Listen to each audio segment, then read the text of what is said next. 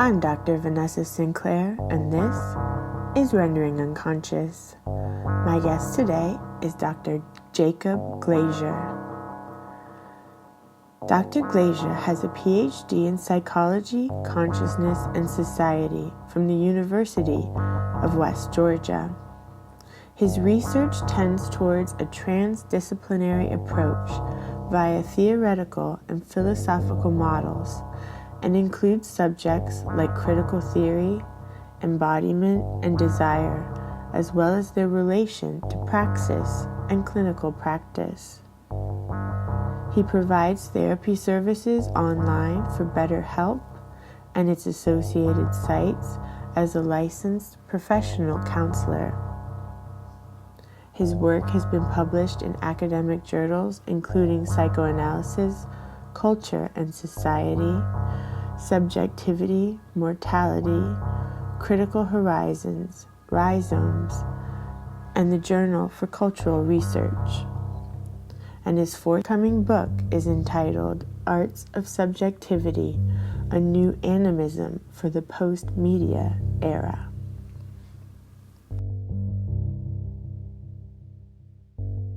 Rendering Unconscious is also a book. Rendering Unconscious, Psychoanalytic Perspectives, Politics, and Poetry. Available from Trapart Books, 2019.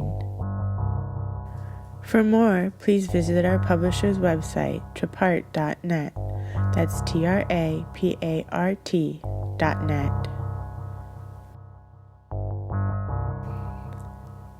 You can support the podcast by visiting our Patreon, patreon.com/VANESSA23CARL.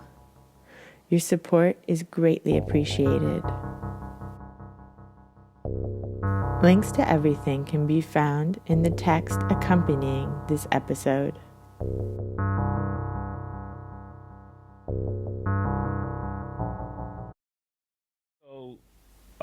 Is Jacob Glazier. Just by way of a brief introduction, I have recently, or actually in a week, I'm going to have my my new book published. It's called Arts of Subjectivity. It's a new animism for the post-media era. And so, to a large extent, this project is, years in the making in terms of taking my graduate PhD training from such a kind of intersectional place, where I was fortunate enough to go to school at the University of West Georgia. And there, they have what they call the 3 pillars of psychology that they train us in. And so one of those is kind of the core pillar that this program arose out of, which is humanistic psychology.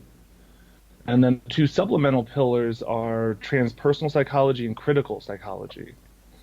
And actually one of my great friends and cohort members, Dr. Bashara, who also went to the University of West Georgia, recently had a book on post-colonialism and psychoanalysis come out. And so, I wonder, as we kind of go through today, and if any of the listeners are familiar with Dr. Bashara's work, I think there are some similarities between what I'm trying to do and what he's trying to do.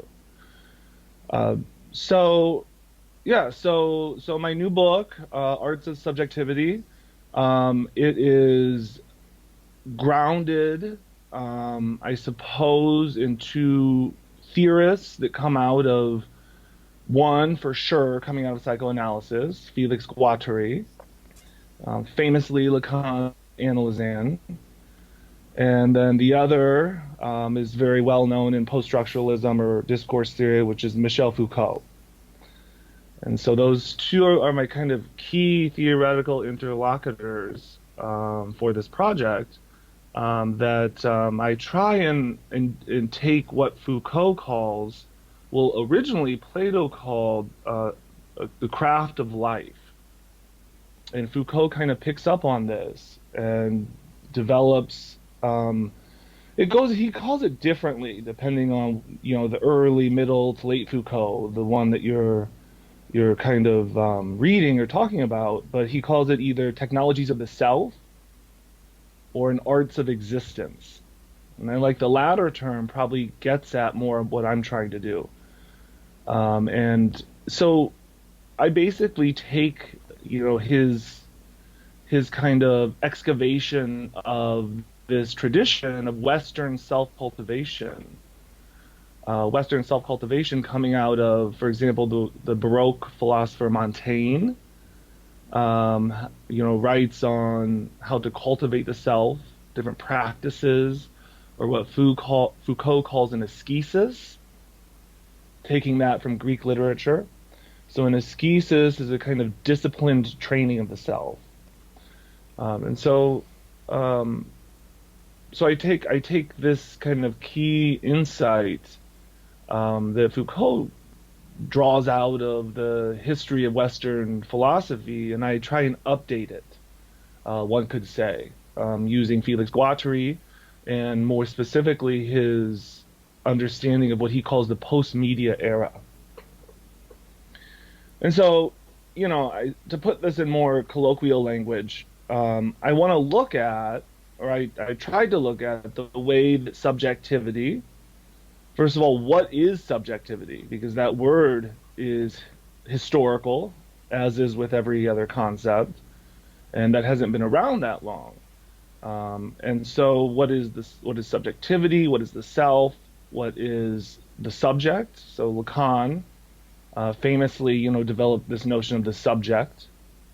And how are those things different? How are those three concepts different? And what's more, is it even possible to talk about subjectivity in the kind of mobilized, dispersed, in networked, kind of splintered way that we come to the world now? How we're interfaced with different machines, different gadgets, different discourses. Is it appropriate, or is it helpful, useful, or even ethical to talk about subjectivity as such? And so I try and tackle those different problematics in a way that honors Foucault's sense of what he calls subjectivation. And so in the post-structuralist literature, there's a pretty well-known or hard and fast distinction between what's called subjection versus subjectivation. And so subjection, typically, Judith Butler does a good job of kind of maintaining this distinction, but subjection is how are we as subjects, or as a subjectivity, how are we kind of homogenized, policed, commodified? How are we created perhaps from the outside world, right? Or, we want to talk about this in terms of Althusser, how are we interpolated in certain kinds of ways? Subjectivation, on the other hand, Foucault, I think, this is where he's trying to develop this arts of existence. Put differently, how can we creatively kind of free ourselves from these fetters or shackles that are placed on us by various discourses or forms of power? And so, so that's what I try and develop, this notion of subjectivation or arts of existence, and how I can bring that into this kind of fevered post-truth world that we live in, that is really wrought with paranoia, with regressive formations of how we can't trust institutions anymore.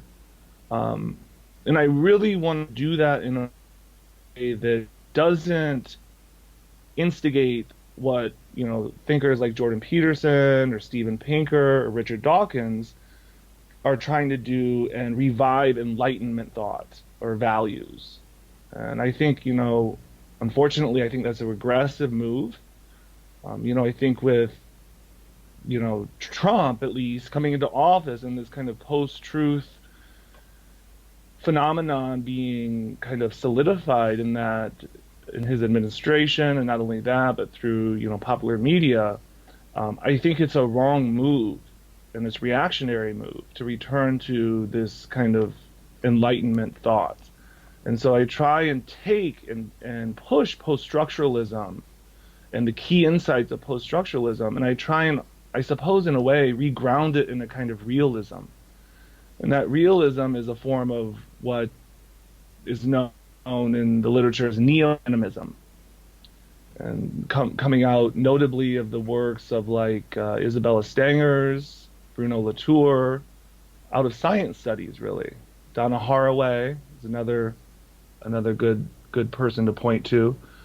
But not only that, Guattari, throughout, especially his late work, called for a kind of reinvigoration of an animistic cosmology. And so, so that's, in a way, that's kind of my project and my research program. And this book, I think, is, coming out of my dissertation. This book is, in a way, the start of, trying to make that kind of intervention in the literature, and not only in the literature, but in the everyday lives of people, my students, my clients, and so on. Yeah, I love it. And I want to make sure that the title is clear for everyone. Arts of Subjectivity, a New Animism for the Post-Media Era. It's so rich. Yeah. So what does this new animism look like? Sure. So one way to get at this issue of what is animism, and so I think that historically and anthropologically, animism was pejoratively used to describe indigenous peoples or tribal traditions. It wasn't a good thing per se, because it's these individuals didn't have things that Western Enlightenment thought espoused, things like rationality, things like technological progress, so on and so forth, or rights, for example. The rights discourse of neoliberalism is also contentious on this account. And so, with this kind of, I suppose, resurgence of animism, like in science studies, with Isabella Stanger's and her 2 tomes of work on cosmopolitics, these massive books on cosmopolitics, there's this sense of trying to, if we want to use Max Weber's famous word, to re-enchant the world. Or put differently, that, our state of affairs is such that the world has become disenchanted. And so I follow that thread a bit. And while I'm not quite in that camp of trying to re-enchant the world, one way to say it would be to kind of hijack Bruno Latour's famous phrase that we have never been postmodern, and to parse it such that we have really never been disenchanted. And that this new animism that I think I try and espouse tries to make that claim, that this notion that rationality, science, all of these things are sort of, if we want to talk about this in psychoanalytic language, there's symptoms of what Donna Haraway calls this Cthulhu scene, or these Cthulhu chthonic kind of undercurrent creatures that we may liken to, the libidinal riven unconscious, for example, that are in a certain sense subdued by scientism and by a certain form of technology, but nonetheless, they're there. They're kind of underneath the sheen gloss or the surface of what in semiotics, these kind of normalizing semiologies that kind of shroud this more monstrous sensibility. Graham Harman talks about this in his book on Lovecraft. He calls it weird realism, I think. Um, and so, there's a sense in which the world is weirder than we think it is. And, this enlightenment need to order beings and to develop a specific teleology or progression that's based on rationality, based on science, and so on and so forth, really cannot acknowledge this weirdness, to put it differently. Just axiomatically, it doesn't even, notice that this weirdness is taking place. And I think psychoanalysis, in the clinic or even theoretically, there's certainly a place to recognize how this kind of strange chthonic weirdness manifests itself. Um, yeah. Yeah, and I feel like, yeah, they call it the uncanny, but I feel like, um, I mean, I want to say every patient, or every analysis, but definitely 99%. Everyone seems to feel like, it's hard for them to articulate something because they feel weird or they feel crazy or they feel, like other people will think so, that they're weird. But like, literally, this happens to everyone. And I just want to tell people, like, you're not weird. Life is weird. This is weird. We're we're on the earth in outer space. We don't know what's going on. It's a strange experience, Can we all cut ourselves a little bit of a break with that? We don't have to know everything that's going on exactly. Yes. Yes. Yes. Absolutely. And um, yeah. I mean, I just, it's interesting. I just got done teaching abnormal psychology this last term, and it, even to revisit in a kind of Derridian spirit to ask these basic questions of like, what is abnormal, right? Derrida often proceeds in his essays by posing a series of questions and then trying to answer them while he goes throughout his writing. But, I was just struck that my students have, been so indoctrinated. And, I think that's the right word to use. I hate to say it, but, I feel strongly and I believe in that kind of the power that ideology has, in order to, again, to use terms we used previously, this mode of subjection that these students have undergone, and that they've developed a sense of what is abnormal, what's not, what's normal. And so, I worked throughout the class to try and help them, get outside of that very Western psychiatric DSM kind of paradigm. And it's challenging. And I think that as a educator, it's interesting, or even clinically, the kind of resistance that you get from students, I think speaks to the power that media and perhaps the overarching hegemonic paradigm of the West has in if we're to take animism seriously, in constructing the world. Right. And so, literally constructing the way that things are being put together in one's relationship to specific beings. So it's not, ideology isn't just on the order of knowledge, right? This is a world building phenomenon that I think, the post-structuralists were onto. And I think I want to bring those key insights from Lacan, from Derrida, from Foucault, and say that no, that we're not just at the level of the signifier.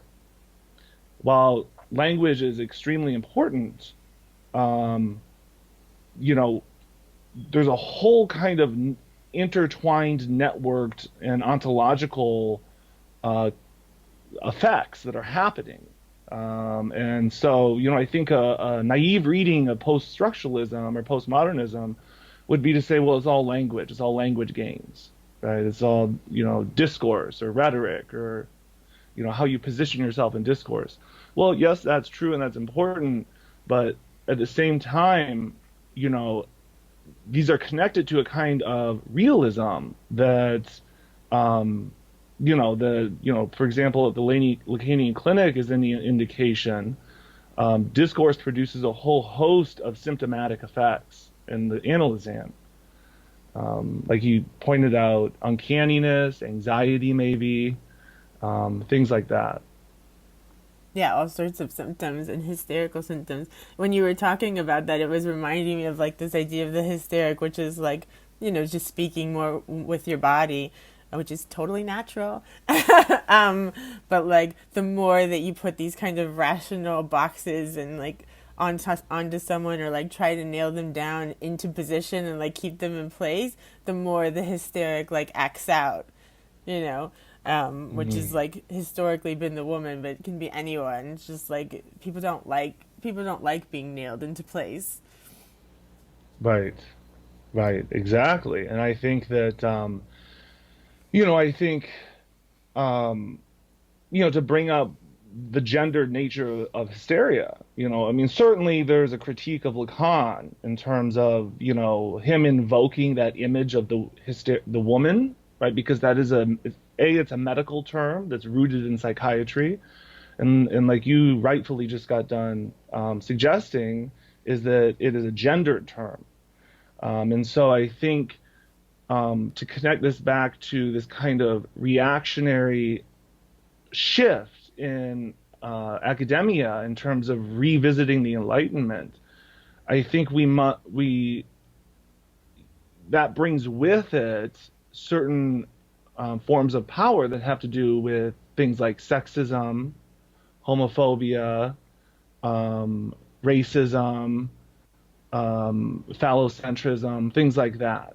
And so I think that we have to be. I think as members of minorities, or as activists, or as people that want to advocate for others, we have to be really, I think, skeptical of this return to the Enlightenment. And not only that, but I think we need to see the proponents of this return to the Enlightenment, and to see, what in critical theory is called their positionality, right? So are they women? Are they men? Are they white? Are they, have a different ethnicity? Where do they come from geographically? So on and so forth.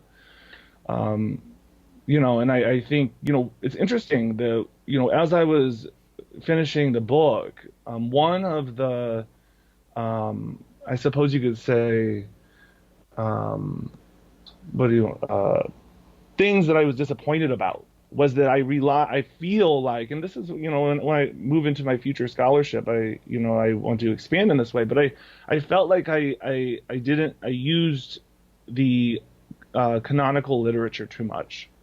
And so while I do bring in kind of a decolonial perspective, right, in forms of critique, you know, I think that the academy at least doesn't do a good enough job at teaching other thinkers from different cultures. And so, suffice it to say, the book is situated in a very specific Western tradition, even though there's certain forms of criticality in there.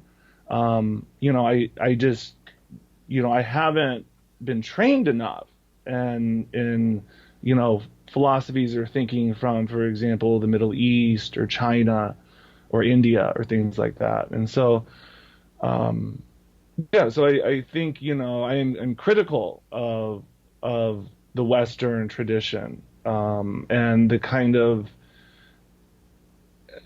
power effects that go into sustaining that tradition. And, not only that, but, why is it that in the universities, we still are struggling to find alternative sources from various cultures around the world?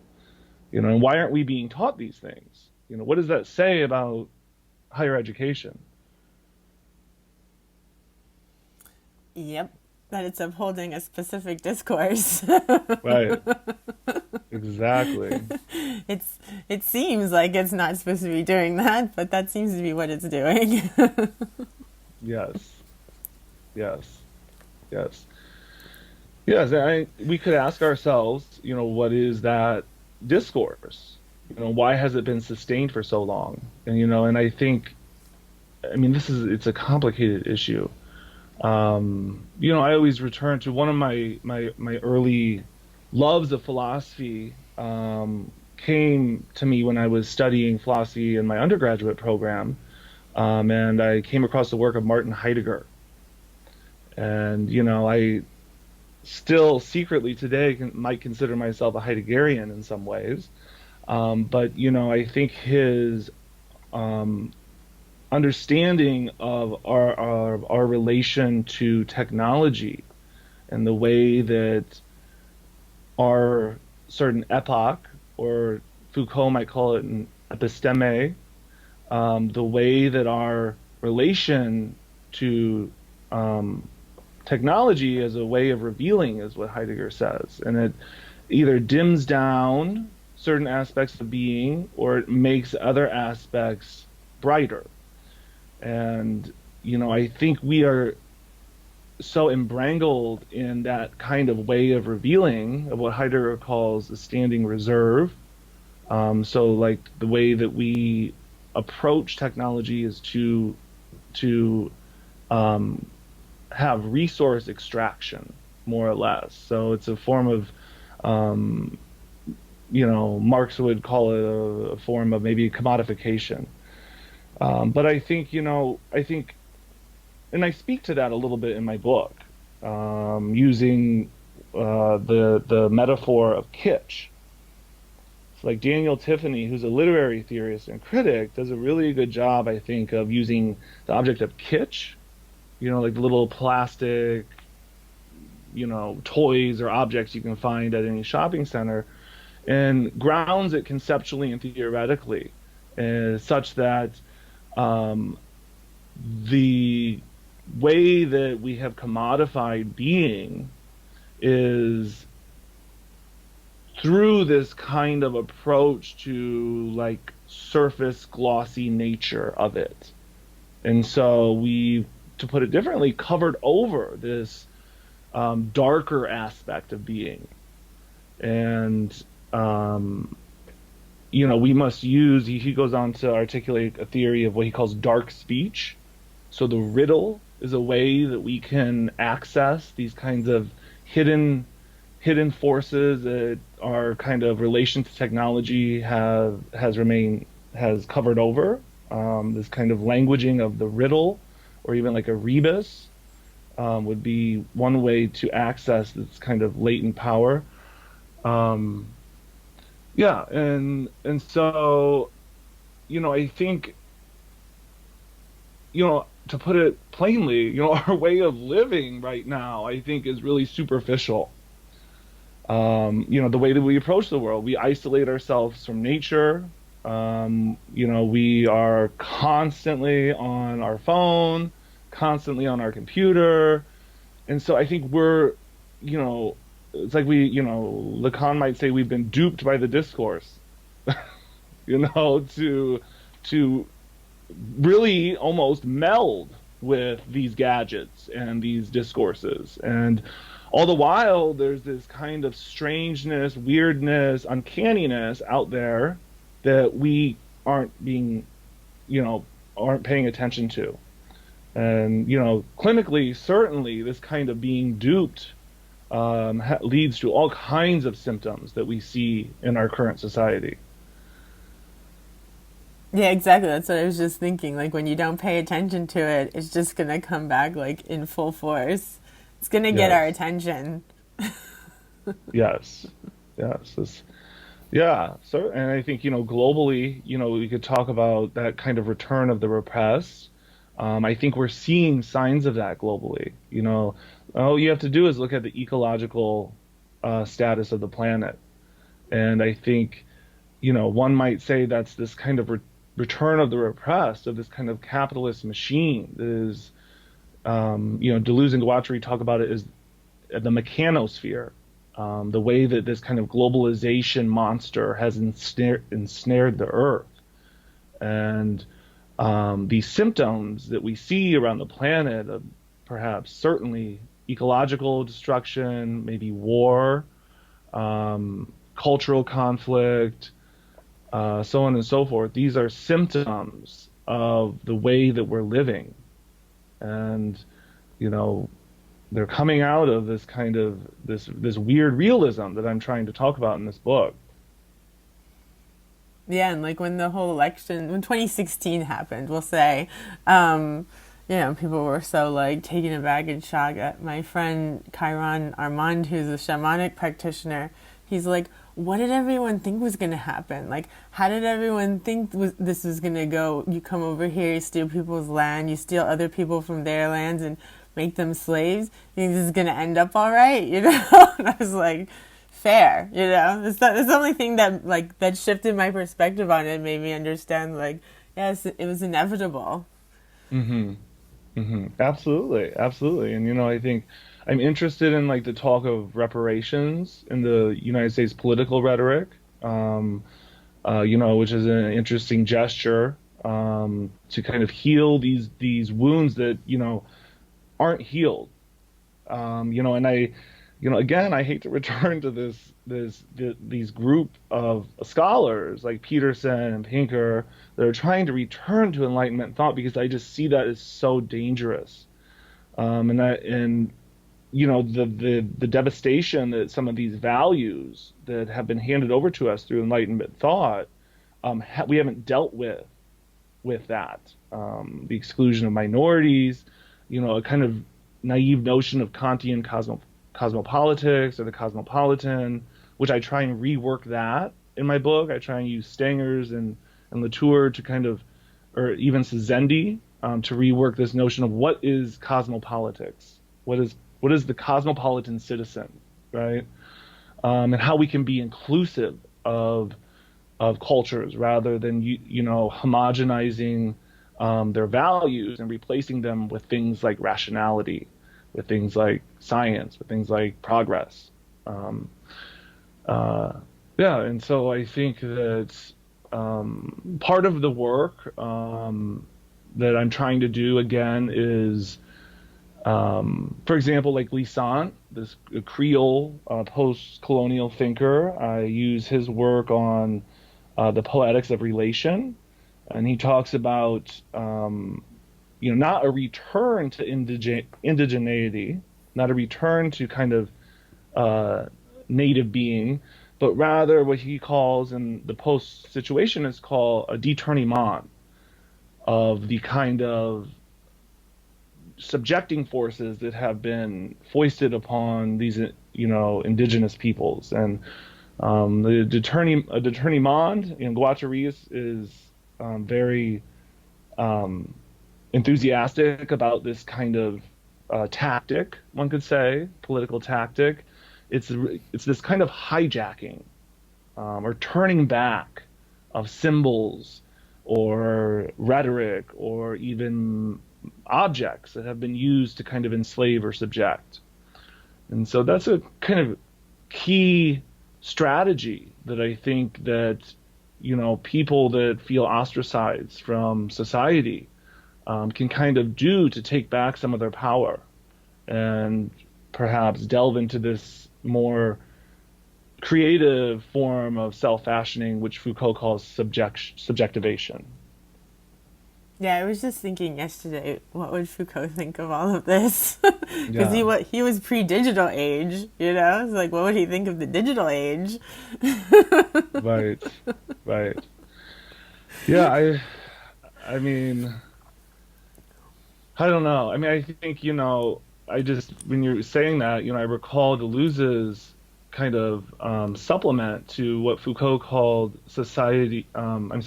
disciplinary societies, right, where we're structured by institutions like the prison, the school, and the hospital, and so on. And Deleuze, develops this into the digital age in a certain manner, and what he calls societies of control. And so, everything is encoded, right? I think an interesting way to think about these things is through like cryptology. So cryptology, is the study of codes and how things are encrypted. And so, and Deleuze famously says that we are no longer individuals, we have become dividuals. And so we're dispersed, and we're required it doesn't matter what institution we're in, because institutions don't exist in a certain way of thinking. We're so spread out and we're always connected that you have to have these passwords or these codes to get access to certain information. And it is an information-based system. And that's one of the kind of ethical issues that I'm trying to point out in my book, is the ideological thrust that discourse has, and I suppose, to put it plainly, enslaving people, and the way that we have become an information-based society, and the danger that possesses.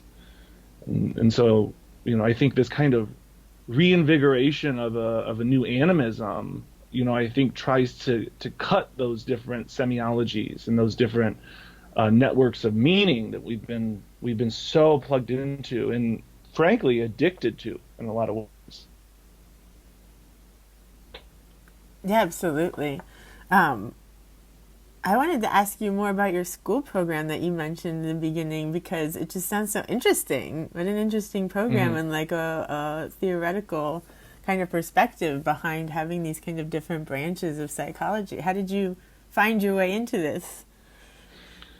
Yeah, it's, I feel so thankful for my training, because you're right. I think it's an extremely unique program. So the way I kind of found myself into this is that I had been studying philosophy as an undergraduate, actually philosophy and psychology. And so after I graduated with my bachelor's degree, I went right into clinical work, training to become a mental health counselor.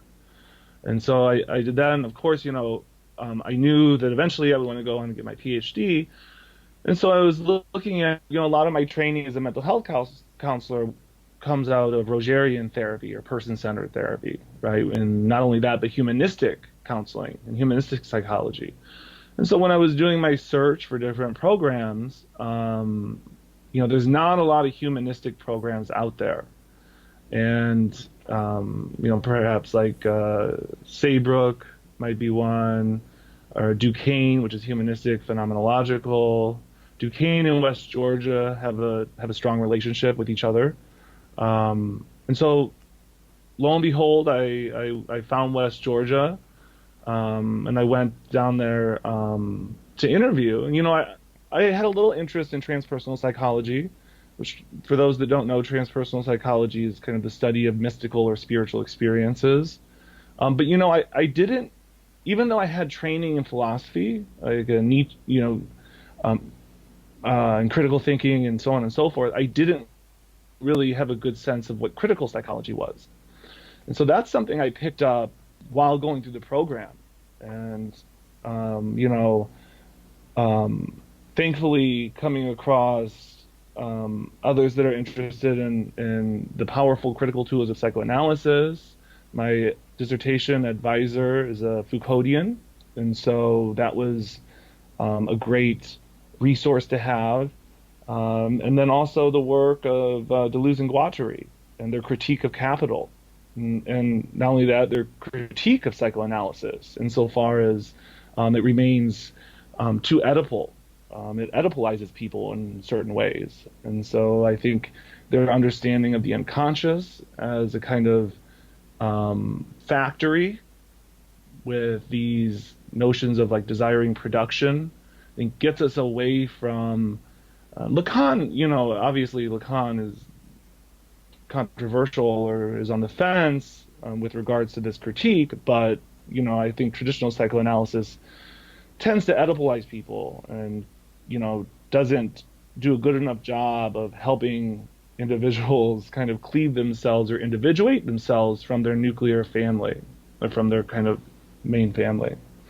And not only that, but to return to our discussion of animism, and even the what I mentioned to you at the beginning of our conversation, the podcast that you did on the occult and psychoanalysis.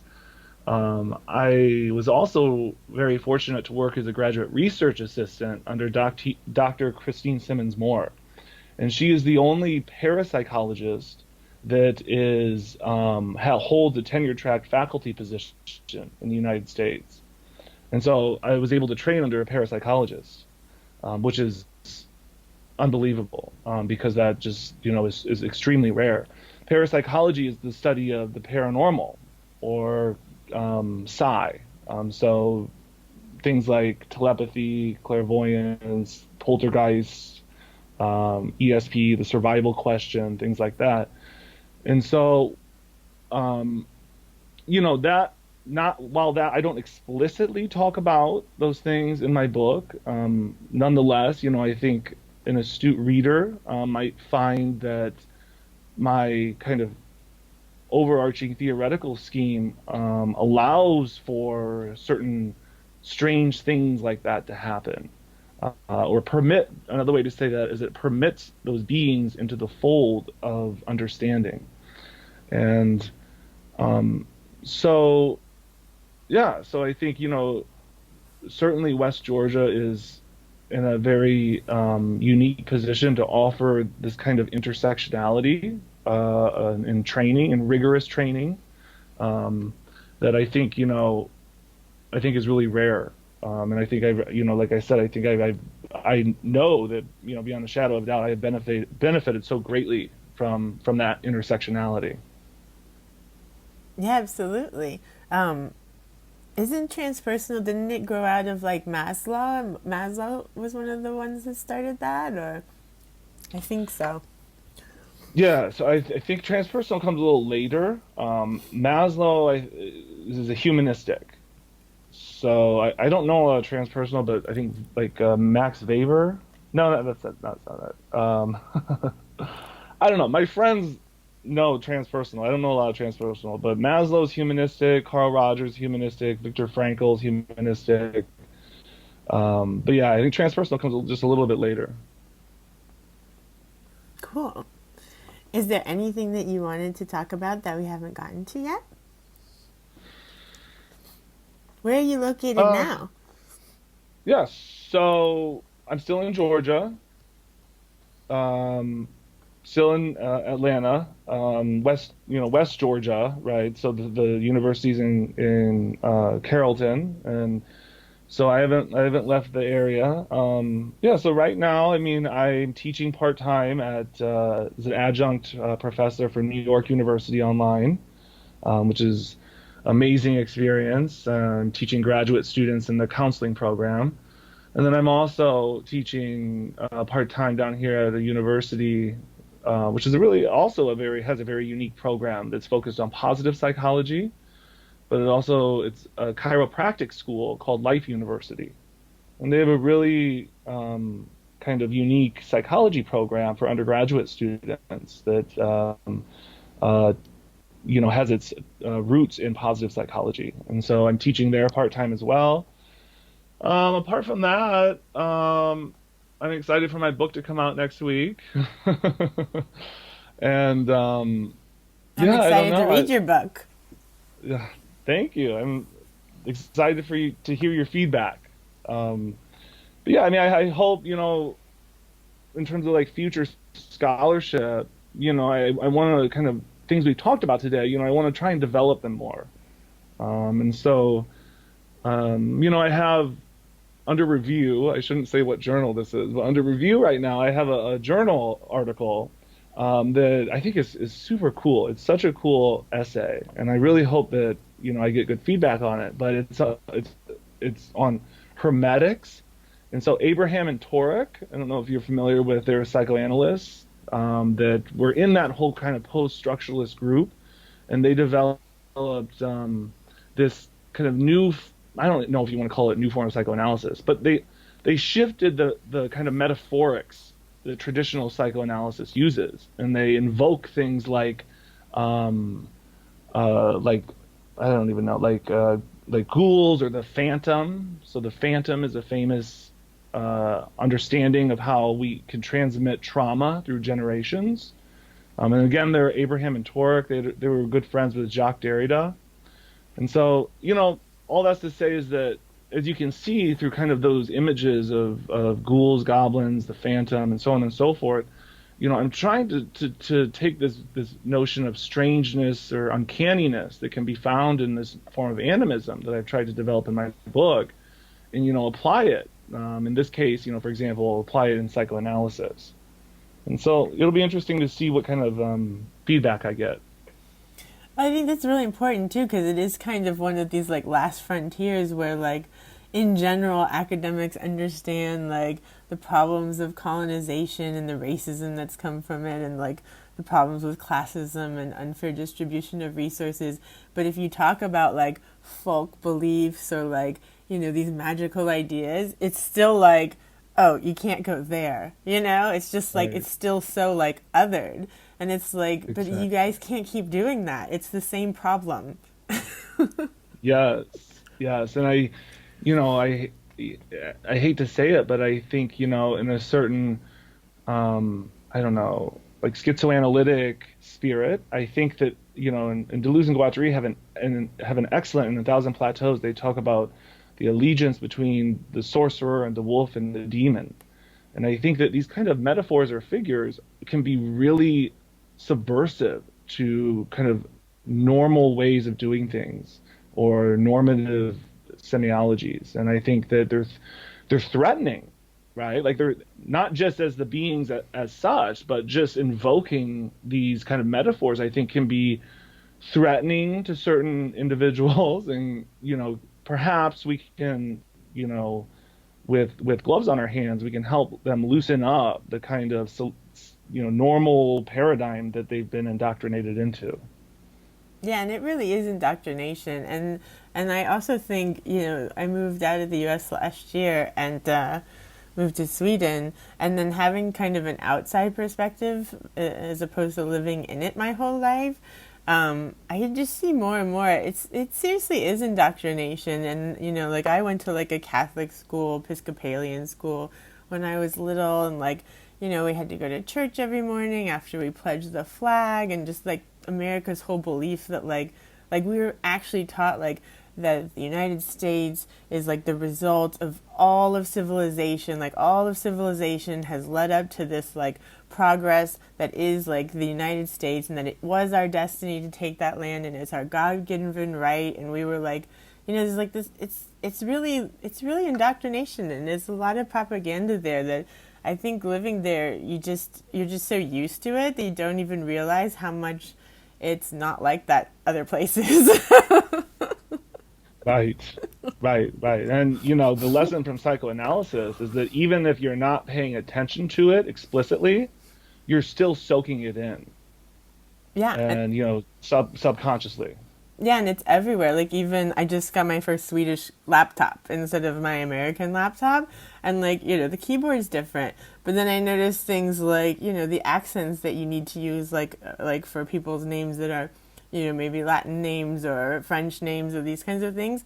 We don't have those on American keyboards. And then that makes us stay more, like, isolated in our, like, Americanism and, like, not able to, like, express these things that are in other cultures as readily. Like, even things like that, like your keyboard on your laptop. It's just everywhere. Yes. Yeah, absolutely. Anything else? I don't think so. Okay. Yeah, it's been a good time. Thank you so much for doing this. It's fun. Your book sounds super interesting. And the only other thing I would say, if you're worried, if your biggest criticism of your work is that it's too, like, founded in these, like, contemporary canon of, like, academia, then, maybe that's a good jumping off point. Like, that's where you're coming from your education, and then that'll give you, like, this foundation to kind of then play more with it from there, Right. Certainly, I think you're right. Trying to make these kind of more heady concepts more practical, I think, can be really helpful and powerful. Cool. Well, great.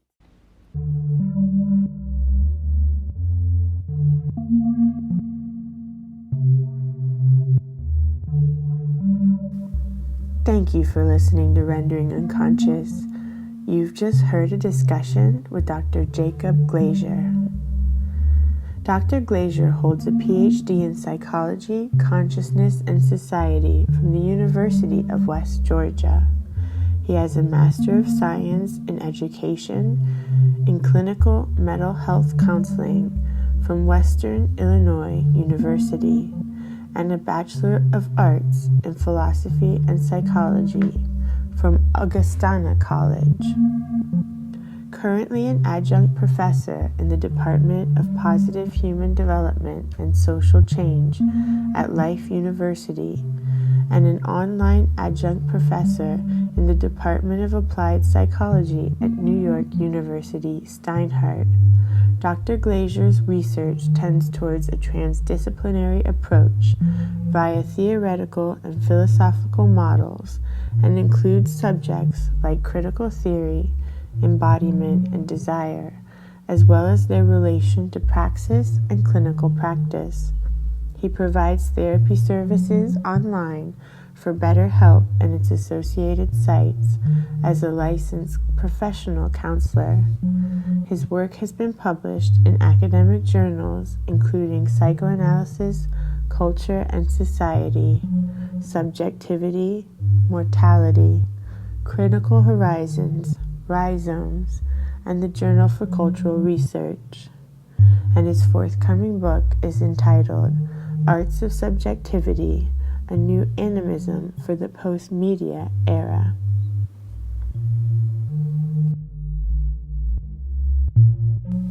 For more information, you can visit my website, drvanessasinclair.net, or the podcast website, renderingunconscious.org. Rendering Unconscious is also a book. Rendering Unconscious, Psychoanalytic Perspectives, Politics, and Poetry. Available from Trapart Books, 2019. Please visit our publisher's website, www.trapart.net.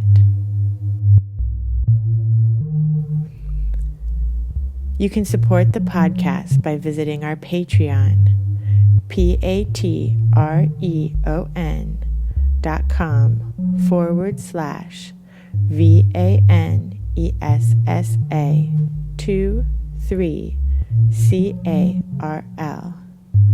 Your support is greatly appreciated. Links to everything can be found in the text accompanying this episode.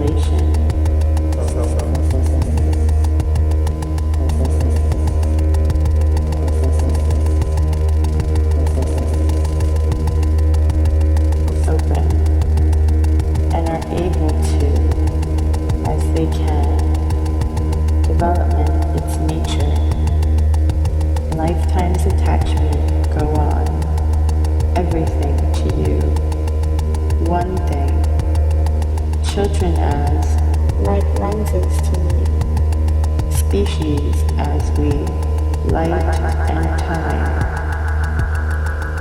light and time. Other animals of the, from the I, with the statue, period of childhood, and the alarm clock, phantoms that dominate, sliding, similarly ambiguous relation. He could be, we must not. Are you listening well? Are you listening well?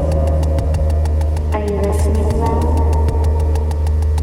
With acceptance by who openly have in describing the most expressing.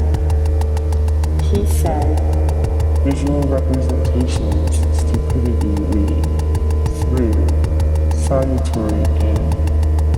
Extinguish the dynamic unconscious.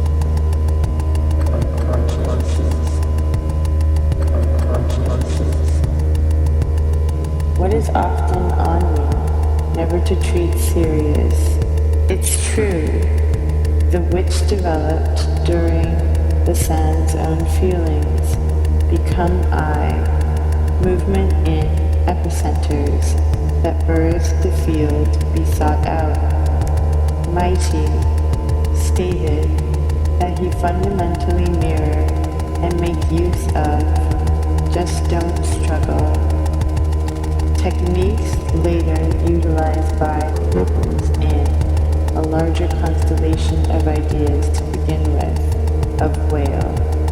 Left understood historically, Psy bones and museums tend mine, of which revival in environment, the broader came to of rules atomic, be said to, becomes a fire, precursor to illusion. Mind in all of its during this time, when we augmented, propagating, it is necessary, posing more of a prove and our resources for thee to stand on, adult and have as, which he fastened innovations, differently the breast, and I partly understand during the experiences, and everything seems they fail. We are exact origins of the birth, the mirror, creating space in art history, and I make a stand. In recent years, this has mirror and we wish to receive the recognition it deserves. One sun and have displayed in instruments and events, myths, me feel you, the pleasure, endless flow of the addition of people and instincts and notion of convene. Images were merely governing, obvious. But what is partial, the impasse, similar situation with which some of the ear, oral histories, upon opening the end of matter, see you again, years blinding, hand, you can also of the species so go, a way to take, splitting us apart into, is the one joined by, stronger, more unified everybody. You have with thee likely been destiny of leaders, satisfaction.